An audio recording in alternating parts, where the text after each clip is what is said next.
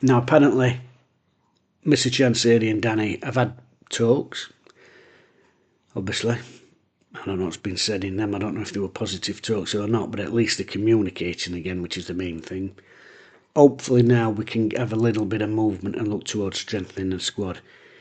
Now the Leeds game, albeit we've lost 3-0, but Mr. Chansiri was there, and I would hope that taking away the scoreline, he would look at the performance and say, Leeds are best team in division, you know.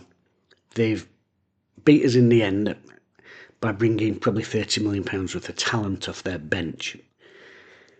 But he'll have seen that for 90 odd minutes we've more than matched them.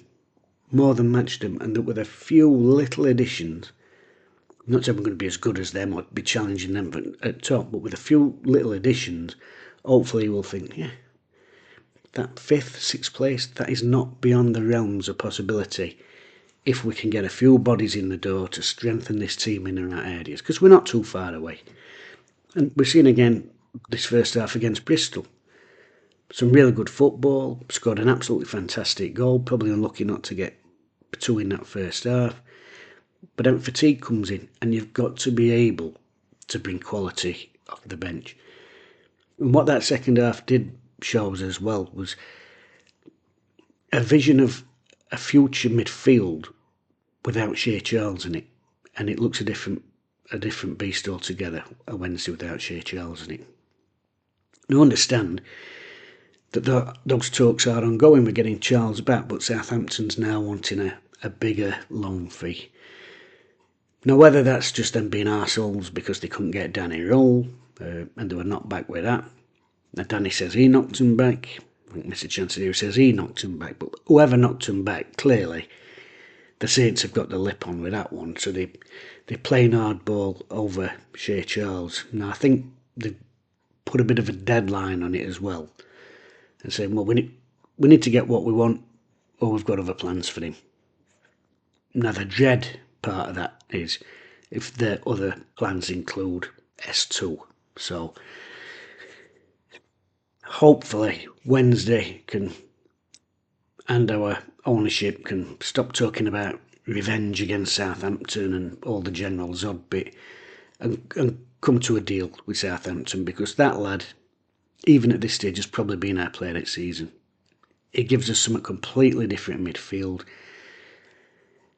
He struts around the pitch, but not in an arrogant way. He struts around the pitch because even though he's a really young lad, he knows what he's doing. He spots danger. He nips so many attacks in the bud. I don't think Bristol would have got back in the game in the way that they did if he's in that midfield in that second half. I know Danny says he's only yelled at it, he didn't think, but I don't think that happens. He gives us something different in there. The lad's quality, if we can get him back, and maybe 1 or 2 more, who knows. But a big week coming up from Wednesday. Hopefully we can get 3 points against QPR at the weekend, keep us in touching distance, and then it's just fingers crossed that the gaffer and the owner can get their heads together and work some deals out and just give us that little bit of strengthening, because we are not that far away. Not that far away. I'm not sure. When we look at last season, we stayed up by skin of teeth. I'm not sure. I think we're overplaying at the minute for the squad we've got. I'm not sure when we might next get an opportunity this good where the stars align, that the players we've already got are playing out of the skins, are probably slightly above where they should be, where we've got an absolutely quality manager who will be going to top a game, and where we are in the table. I'm not sure this opportunity will present itself again. So we've really got to leap onto that and give him every tool that we can to help try and break into that top 6. That's what everybody wants, including the owner. Maybe, especially the owner.